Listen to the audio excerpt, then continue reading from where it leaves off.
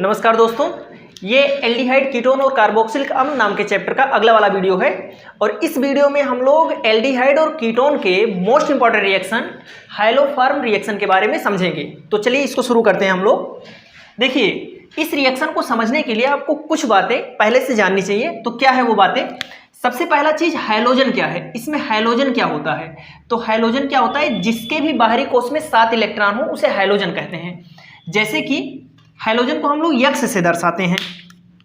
Halogen को हम लोग किस अक्षर से दर्शाते हैं? यक्स से दर्शाते हैं।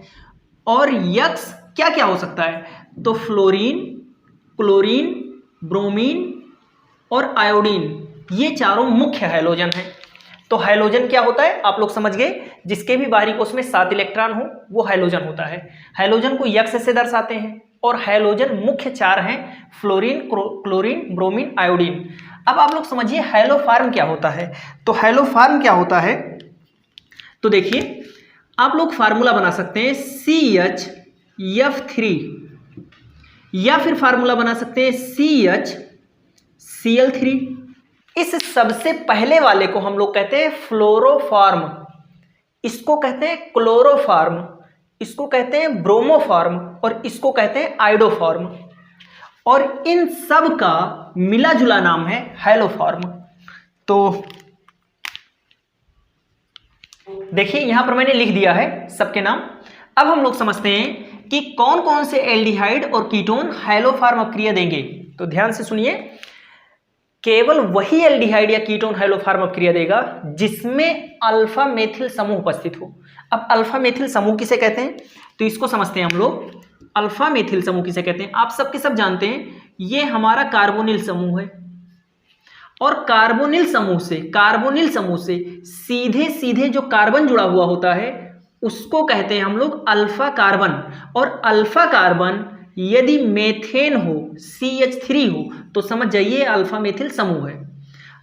इधर कुछ भी हो सकता है, CH3 केवल हो सकता है या फिर CH2 CH3 भी हो सकता है। अब देखिए, अगर इधर देखेंगे तो ये अल्फा कार्बन अल्फा मेथिल है, लेकिन इधर वाला कार्बन CH2 ही है, 2 ही हाइड्रोजन है, इसलिए ये अल्फा मेथिल नहीं है। और जहां भी आपको ये समूह देखने को मिल जाए वही हमारा क्या होगा, अल्फा मेथिल समूह होगा, वही हमें हैलोफॉर्म अभिक्रिया देगा। इस बात को हम लोग एग्जाम्पल से समझते हैं। आपके सामने कुछ एल्डिहाइड और कीटोन के फार्मूले लिखे हैं, हमें यह देखना है कि इनमें से कौन कौन सा हैलोफॉर्म अभिक्रिया देगा और कौन कौन सा नहीं देगा। तो सबसे पहले, अच्छा इसको कैसे देखेंगे, जिस भी फार्मूले में ये समूह दिखे एज टू एज वही हैलोफॉर्म अभिक्रिया देगा। अब देखिए, क्या इसमें ये चीज दिख रहा है? तो नहीं दिख रहा है, यानी कि ये हैलोफॉर्म अभिक्रिया नहीं देगा। ये फॉर्मेल्डिहाइड का सूत्र है HCHO। ये किस चीज का सूत्र है? HCHO, यानी फॉर्मेल्डिहाइड हमें हैलोफॉर्म अभिक्रिया नहीं देगा। चलिए इसको देखते हैं कि क्या ये हैलोफॉर्म अभिक्रिया देगा। तो इसमें देखिए ध्यान से, तो यहां पर हमें सेम टू सेम ये चीज मिल रहा है, यानी कि ये हैलोफॉर्म अभिक्रिया देगा। चलिए इसमें देखते हैं कि क्या ये हैलोफॉर्म अभिक्रिया देगा। तो देखिए यहां पर कार्बोनिल समूह है, इधर भी अल्फा मेथिल है, इधर भी, तो चाहे इधर ले लीजिए और या फिर इधर ले लीजिए, और अल्फा मेथिल समूह मिलते ही हम लोग कह देंगे कि ये भी हैलोफॉर्म अभिक्रिया देगा। चलिए इसमें बताइए कि क्या ये हैलोफॉर्म अभिक्रिया देगा। तो हाँ, हमें समूह मिल रहा है अल्फा मेथिल समूह, यानी कि ये भी हैलोफॉर्म अभिक्रिया देगा। चलिए इसमें देखिए कि क्या ये हैलोफॉर्म अभिक्रिया देगा। तो देखिए यहां पर ये कार्बोनिल समूह है, कार्बोनिल समूह के इधर तो हमें अल्फा मेथिल समूह नहीं मिला, इधर भी नहीं है, क्योंकि यहां पर CH3 होना चाहिए, सेम टू सेम यही, यानी कि ये भी हमें हैलोफॉर्म अभिक्रिया नहीं देगा। क्यों? क्योंकि यहां पर कार्बोनिल समूह के जस्ट पास वाले कार्बन मेथिल समूह नहीं है, यहां पर इसके साथ एक और जुड़ा है, यानी कि ये हैलोफॉर्म अभिक्रिया नहीं देगा। इसमें देखिए, इसमें हमें समूह मिल गया, यानी कि ये हमें हैलोफॉर्म अभिक्रिया देगा और ये हमें हैलोफॉर्म अभिक्रिया नहीं देगा। चलिए सबसे लास्ट देखते हैं, क्या ये हैलोफॉर्म अभिक्रिया देगा। तो यहां पर कार्बोनिल समूह के इधर मेथिल समूह नहीं है, कार्बोनिल समूह के इधर भी मेथिल समूह नहीं है, यानी ये भी हैलोफॉर्म अभिक्रिया नहीं देगा। तो आप लोग स्क्रीनशॉट लीजिए इसका। इस रिएक्शन को सीखने के लिए सबसे लास्ट बात आपको सीखना है कि कितने भी नंबर के कार्बन का सोडियम लवण कैसे तैयार करते हैं। तो देखिए, आपसे कहा जाए एक कार्बन का सोडियम लवण तैयार कीजिए, तो एक कार्बन का सोडियम लवण कैसे तैयार करेंगे? एक कार्बन हो गया, ये समूह जो बनाता है ये हमें अम्लीय स्वरूप दर्शाता है। और यहां पर आगे H लिख दीजिए, पीछे सोडियम, तो ये क्या होगा, एक कार्बन का सोडियम लवण। देखिए ये HCOOH था, HCOOH था। अब ये क्या है, मेथेनोइक अम्ल है, यानी ये अम्ल है। और अम्ल में अगर क्षार आकर मिल जाए, सोडियम धातु है, क्षार है, क्षार आकर मिल गया तो ये अम्ल हो गया, ये क्षार हो गया, मिलकर क्या बन गए, लवण बन गए। ऐसे आपसे कहा जाए 2 कार्बन का सोडियम लवण बनाइए, तो 2 कार्बन का कैसे बनाएंगे, ये इतना पार्ट रहने दीजिए, COONA, ये इतना रहने दीजिए। अब एक कार्बन तो इसी में आ गया, एक कार्बन और आगे जोड़ दीजिए, तो ये बन गया 2 कार्बन का सोडियम लवण। ऐसे आपसे कहा जाए 3 कार्बन का सोडियम लवण बनाइए, तो 3 कार्बन का कैसे बनाएंगे, इतना रहने दीजिए ऐसे, COONA, ये इतना ऐसे ही रहने दीजिए। और यहाँ पर 2 कार्बन जोड़ दीजिए, CH3 CH2, ये 3 कार्बन का सोडियम लवण बन गया। 1 2 3 कार्बन का। ऐसे 4 कार्बन का पूछा जाए तो इतना ऐसे रहने देंगे और CH2 और फिर CH3 लगाएंगे। तो इस तरह से कितने भी कार्बन का सोडियम लवण आप बना सकते हैं। स्क्रीनशॉट लीजिए इसका। हैलोफॉर्म अपक्रिया, हैलोफॉर्म अपक्रिया में सबसे पहला काम क्या करना है, कोई भी अल्फा मिथिल समूह वाला एल्डिहाइड या कीटोन लेना है। तो सबसे पहले हम एल्डिहाइड ले लेते हैं, CH3 C double bond OH, ये क्या है, ये एल्डिहाइड है। देखिए अल्फा मेथिल समूह है, यहाँ पर इतने को देखिए, ये अल्फा मेथिल समूह है। तो यहाँ पर मैंने ले लिया CH3 CHO, यानी कि एसिटेल्डिहाइड है। इसमें आपको हैलोफॉर्म अपक्रिया करवाते समय क्या डालना है, X2 डालना है, यानी कि हैलोजन। अब X की जगह पर आप इन चारों में से कोई भी लिख लेंगे, प्लस इसमें डालना है क्षार, यानी NaOH डालना है। रिएक्शन करवाइए। देखिए यहाँ पर हैलोजन की संख्या होगी 3 और क्षार की संख्या होगी 4। ऐसे करवाने के बाद आप लोग बहुत सिंपल सा काम कीजिए। यहाँ पर देखिए सीधे सीधे यहाँ पर एक कार्बन का आप लोग हैलोफॉर्म बना दीजिए, जिसे CH CH CH और X3 बना दीजिए।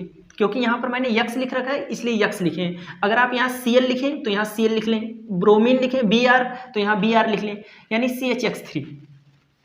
अब फिर सोचिए, हमने जो एल्डिहाइड या कीटोन लिया था इसमें कुल कितने कार्बन थे, कुल कितने कार्बन थे, तो 2 कार्बन थे। 2 कार्बन में से एक कार्बन यहाँ पर हैलोफॉर्म में चला गया, तो कितना कार्बन बचा, 1 कार्बन। अब 1 कार्बन का सोडियम लवण बना दीजिए।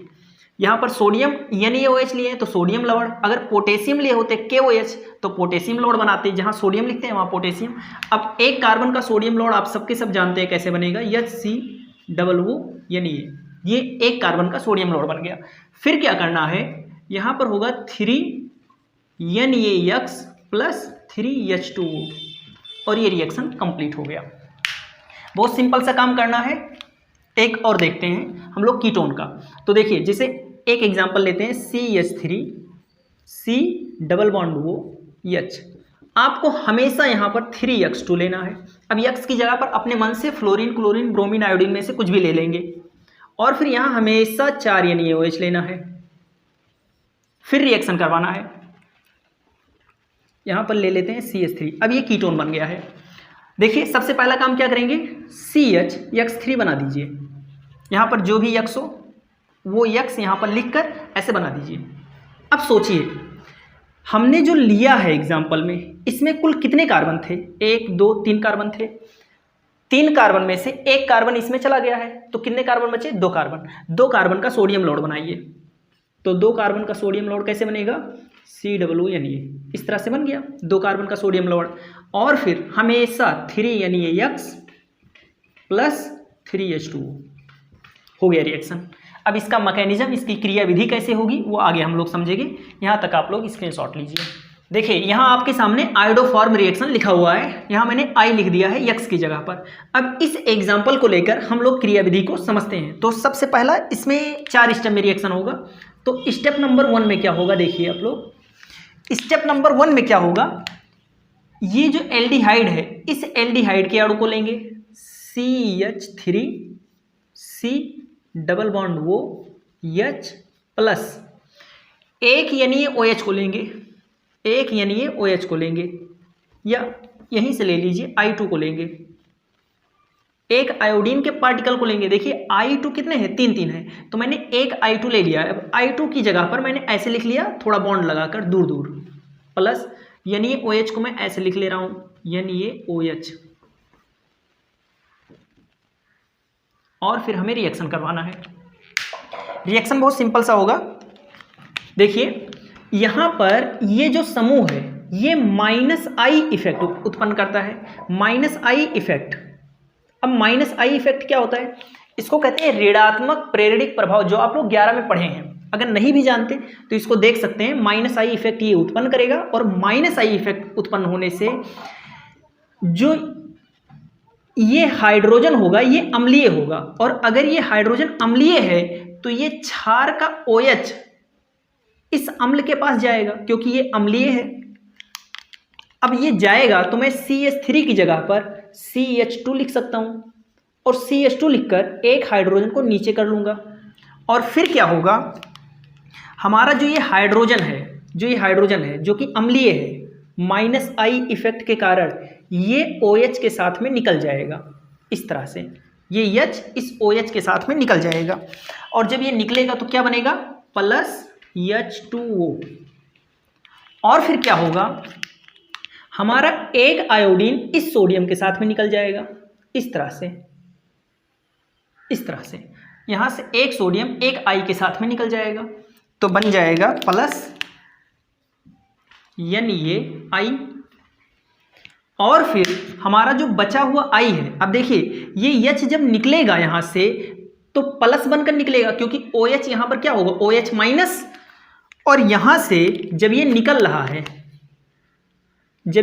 तो दोनों इलेक्ट्रॉन को देकर निकल रहा है, दोनों इलेक्ट्रॉन को त्याग कर निकल रहा है, यानी +H बनकर निकल रहा है। यानी इस पर क्या आ जाएगा, माइनस, और इस पर माइनस आएगा, और यहाँ से जो I आएगा यहाँ पर, यानी ये I जो बना है, ये I दोनों इलेक्ट्रॉन को लेकर गया है, तभी तो सोडियम यहाँ पर प्लस है, तो माइनस के साथ में निकल गया। अब ये क्या है, प्लस है, यानी कि ये I आकर यहाँ पर जुड़ जाएगा, और फिर बनेगा क्या, CH2, और CH2 से क्या आकर जुड़ गया है, I आकर जुड़ गया है, और इससे क्या जुड़ा है, C double bond O single bond H। इस तरह से ये पहला स्टेप का रिएक्शन हो गया। अब हम लोग स्टेप नंबर 2 में देखते हैं। स्टेप नंबर 2 में भी यही क्रिया होगा। जो ये बना है इसको मैं यहां पर लिखता हूं देखकर, CH2I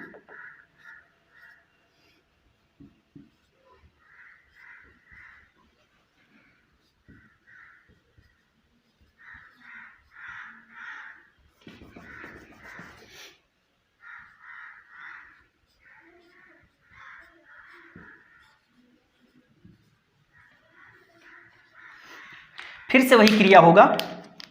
यहां पर CH2, ये दोनों हाइड्रोजन अम्लीय हैं, इसलिए एक H को मैं नीचे कर ले रहा हूं, और जब इसे नीचे कर लिया तो ये H किसके साथ में निकलेगा, ये H निकल जाएगा इस OH के साथ में। फिर यहां पर सोडियम और आयोडीन एक दूसरे के साथ में निकल जाएंगे, और फिर क्या होगा, ये I आकर यहां पर जुड़ जाएगा, फिर से बनेगा CH, और यहां पर एक I था, एक I और आ गया तो हो गया CHI2, और इसके बाद में क्या बनेगा, single bond C double bond O single bond H, और यहां पर क्या बना, यानी ये I और H2O, ये दो चीजें बनी। इसके बाद में अगला स्टेप देखते हैं हम लोग, स्टेप 3।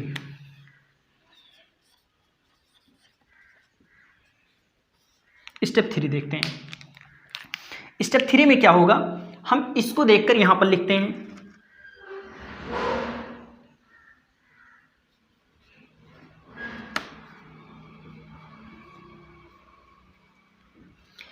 इसको देखकर मैंने यहां पर लिखा।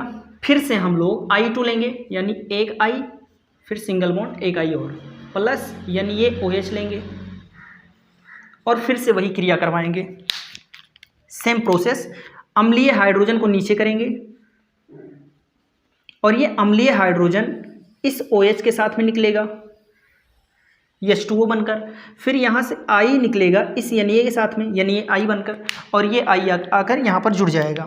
फिर बनेगा C, इसके साथ में I3, CI3 सिंगल बॉन्ड, फिर C double bond O single bond H, और फिर प्लस H2O प्लस यानी ये I। आप लोग यहाँ तक का स्क्रीनशॉट लीजिए क्योंकि थोड़ा सा जगह बनाना पड़ेगा। ऊपर लिखते हैं स्टेप नंबर 4 हम लोग, तो आप लोग यहाँ तक स्क्रीनशॉट लीजिए।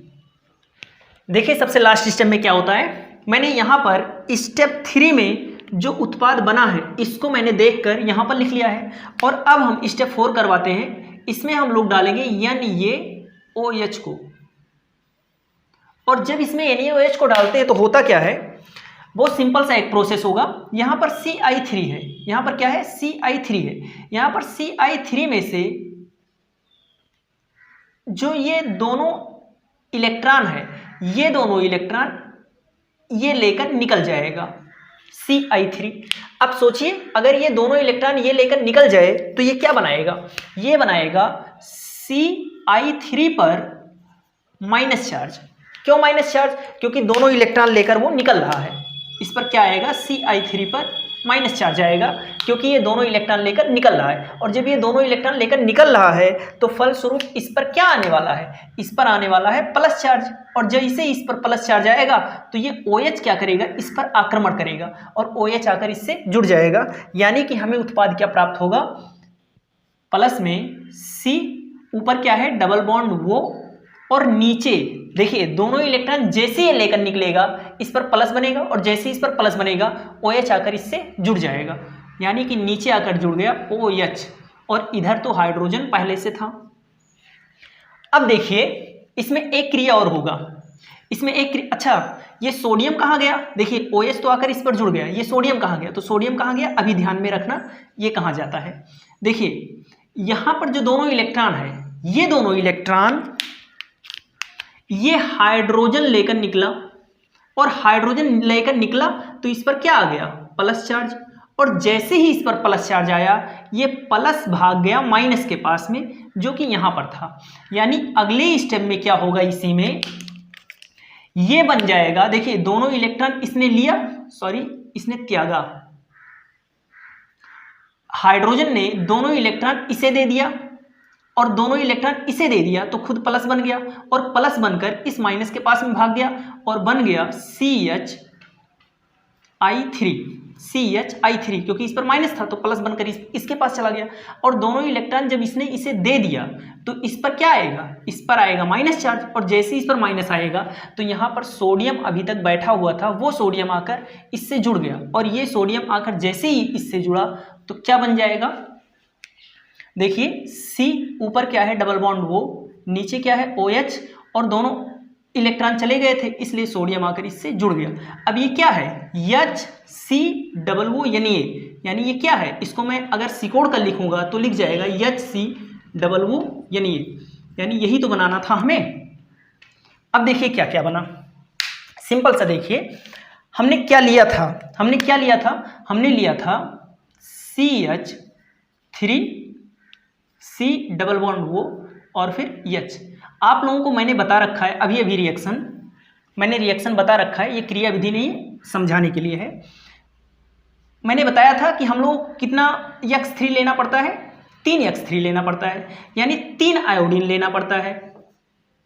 I3 के अणु कितने लेने पड़ते हैं, 3, प्लस हम लोग लेते हैं 4 यानी OH, फिर हमें क्या प्राप्त होता है CHI3 प्लस HCOO यानी प्लस 3 यानी I और प्लस 3H2O। यही तो हमारा आयोडोफॉर्म रिएक्शन था। अब आप लोग गिन सकते हैं इसमें, देखिए मैंने कितना I2 लिया है, I2 कितनी बार लिया है, तो एक यहाँ पर लिया, 1 2 3 बार I2 लिया है, यहाँ पर I2 1 2 3 बार I2 लिया है। आप लोग गिन सकते हैं NaOH मैंने कितना लिया है, तो 1 2 3 और 4 NaOH लिया है। फिर हमें CHI3 के कितने अणु प्राप्त हुए हैं, तो कहीं नहीं प्राप्त हुआ है, केवल इधर यहाँ पर प्राप्त हुआ है। CHCOO एक बार प्राप्त हुआ है, 3 NaI प्राप्त हुए हैं। देखिए 1 2 3 NaI प्राप्त हुए, 3 H2O प्राप्त हुए, 1 2 3 H2O प्राप्त हुए। यानी कि हमारा जो क्रियाविधि है ये पूरी तरह से संतुलित है। स्टेप 1, स्टेप 2, स्टेप 3 और इसके बाद में जगह नहीं था इसलिए ऊपर लिखा है स्टेप 4 और ये रिएक्शन कंप्लीट हो गया। तो आप लोग स्क्रीनशॉट लीजिए इसका।